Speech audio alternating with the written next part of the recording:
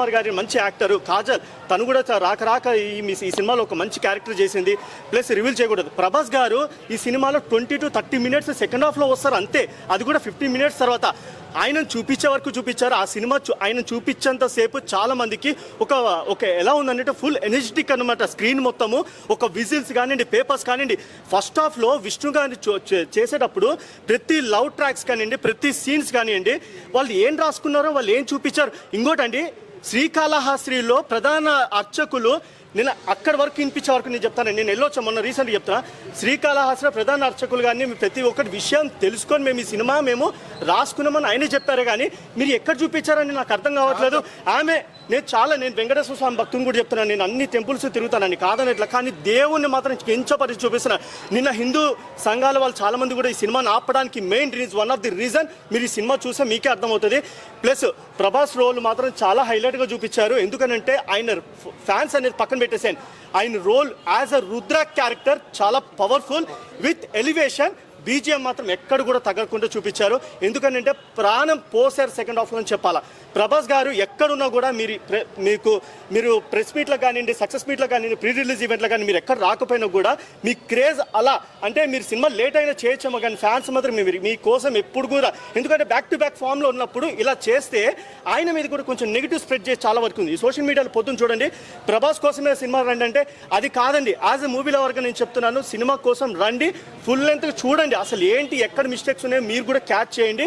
ఈ లీగల్ నోటీసులు ప్లస్ ఏంటంటే సోషల్ మీడియాలో ఫ్యాన్స్ లేకపోతే సినిమా లేదండి. ఫ్యాన్సే ఇంతమంది పొద్దున్నే వచ్చి 7 గంటలకు వచ్చి సినిమాలు చూస్తున్నారు.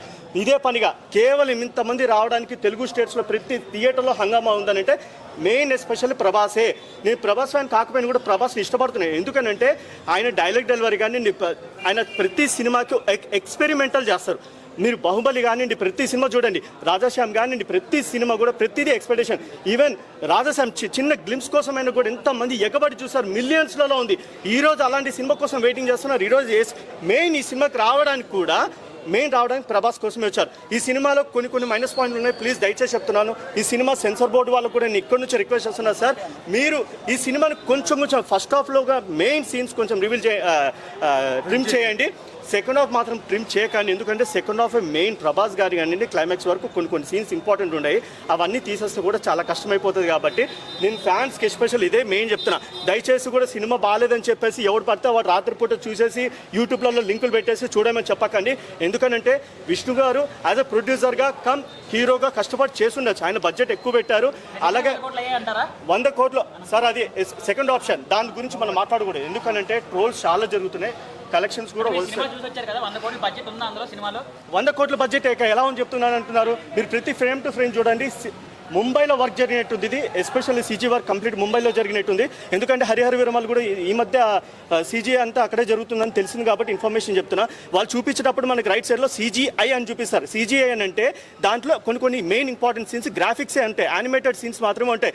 అది బై హ్యాండ్ ఎవరు చేయరు. ఎందుకంటే సిస్టంలో చేసేటప్పుడు ప్రతి ఫ్రేమ్, ఎందుకంటే నేను కూడా మల్టీమీడియా చేసా కాబట్టి చెప్తున్నా, ఆషామాషిగా కూర్చున్నాం కదా, నాకు వచ్చేసింది కదా అని చేసుకుంటూ పోతుంటే అది కరెక్ట్ కాదండి. నేను మూవీల వరకు చెప్తున్నాను, మల్టీమీడియా చేసిన వాళ్ళు కూడా బాగుందని గుడ్డిగా చెప్పేకండి. సినిమాలో చాలా మైనస్ పాయింట్లు ఉన్నాయి. CG కూడా సరిగ్గా చేయలేదండి, VFX కూడా. ఈ సినిమా ఓవరాల్ యావరేజ్ అండి.